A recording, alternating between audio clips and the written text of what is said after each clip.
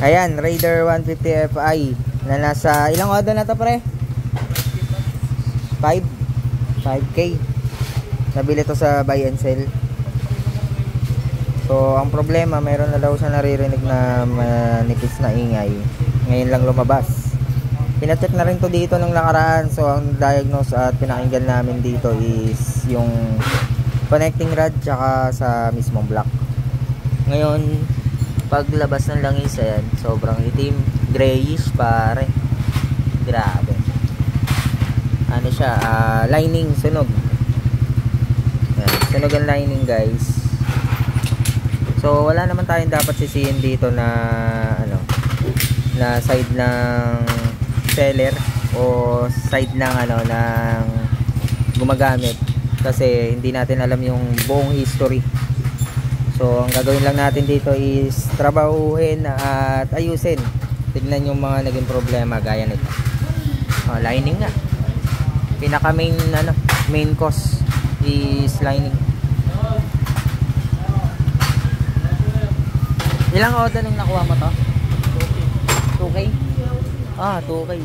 24 model to, 2024 model. 2K. Mahirap kasi magsabi kung sa'yo nang galing yung problema o dun sa una. Kasi lining kasi yung una natin nakita ang problema. Ito guys, common naman na pagka sa clutch lining. Common na yan pagka sa clutch lining. Ito na yung kadalasan nakikita natin. Ayun na nga. So possible to clutch lining nga. Kung napapanood niyo yung mga previous videos natin na tungkol sa ganito, so isa lang din yung problema, isa lang din yung gagawin natin. Checking pa rin from fuel pump to ibabaw hanggang ilalim. Pero possible bibiyakin na talaga. Inuna lang tignan, no?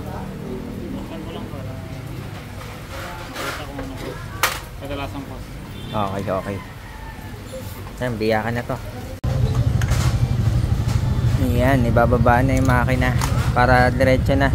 Diretso na ang gawa. Alright. Ayan.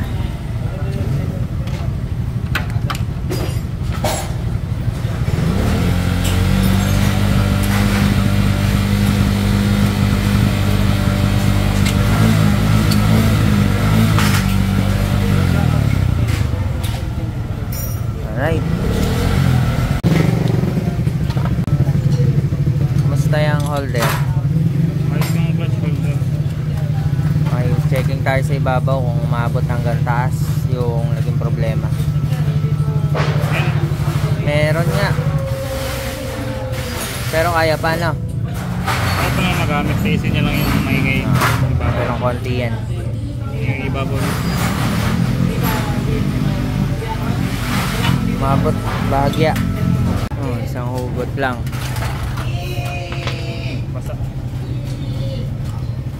Basa ang ibabaw. Dito. Yung senaryo, matama nga. Meron. Hindi niya kita. Nasa mo? Para makita nila.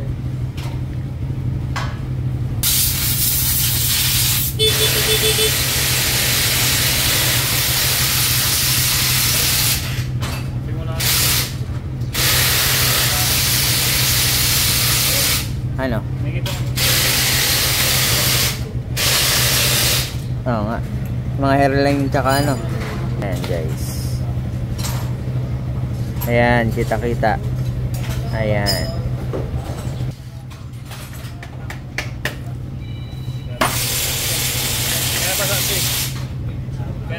Kaya pa sa lusot. Sabi nagbabawas. Linaw.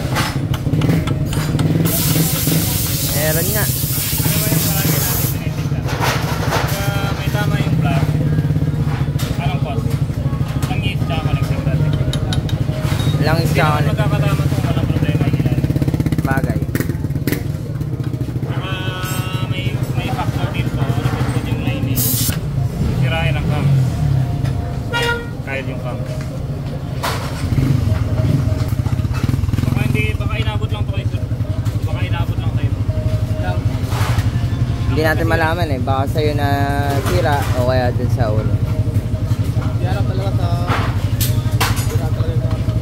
Sa una.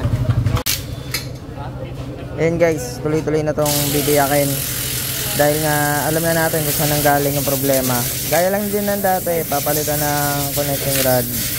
Yung block may tama, connecting rod. Tapos lining. Ayan. Guys, buo na. So pinalitan natin ng connecting rod. Ang gamit natin dito is Phyto Forge, no? Yan, Phyto connecting rod. Okay na, all set na to. Dating dalawang crankcase lang ngayon, tatlo na ilalagay natin. Tatlo na ilalagay. Tatlo na. Wala na naman magawa. Okay, ayan, all set na. Dinubuo na ni Dale. So ito yung kailangan pa nating ipalit. Ito yung mga bago nating pyesa. Ayan, buong clutch side kasi yun yung pinanggalingan nung naging problema ng motor. Dahil budget meal lang yung pasok kay customer yan. Motaro ang gamit natin na black para sa Raider 150 Fi. So ito, ano naman, alam niya naman yan, nakikita niyo naman. Ito talaga nilalagay natin pag short sa budget si customer. Okay din naman to, alagaan lang sa langis. At syempre break-in. Tapos syempre meron tayo ditong S-oil. Yan, saka lang, S the best. Dalawang S-oil para sa kanyang dugo. Para mas maganda ang performance. Tapos yan, pang linis. Yun lang sa ngayon. At yung mga iba is to-follow na lang yung ibang pyesa na kakailanganin. So yung mga common at siguradong papalitan ito na. Tapos yun, naka-set na. Okay? Ginawa to ngayong tanghali lang din at saglit lang natin to mabubuo. Okay?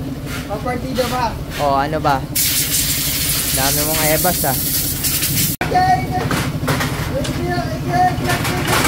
Okay, install na bagong clutch hub. Alright. Bago yan. Tining natin SGP. Bago rin.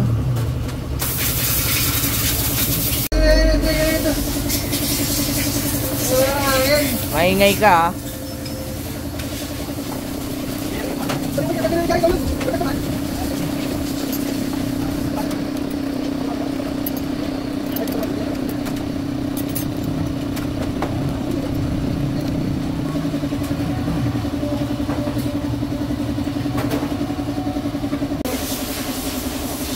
Ayan, ang bagong clutch pressure. Ayan, bago.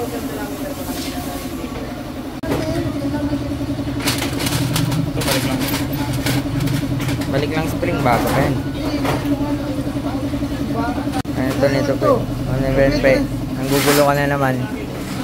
Tayo mo naman pyesa. Magulo. Magulo. Hindi lang kay.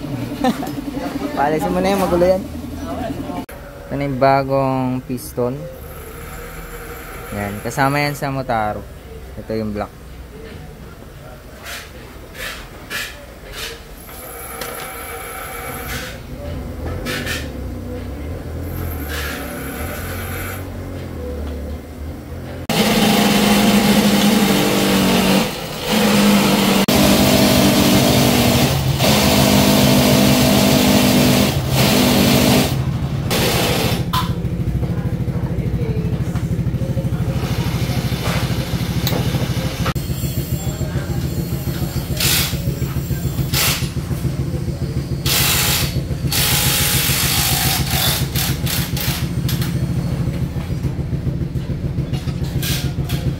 Basta biniyak.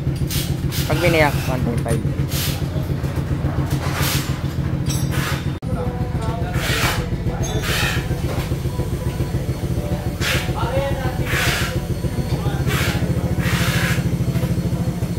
Okay na, buo na to. Isasalpak na lang.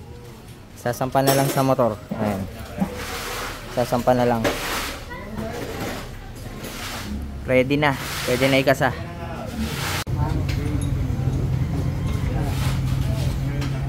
Sampa na yaw ah. Okay na ba yan? Oo pa. Okay na yan? Pag-partner nyo, asahan nyo. Asahan nyo, kanina ka pa wala. Asahan nyo. Okay na. Start nga.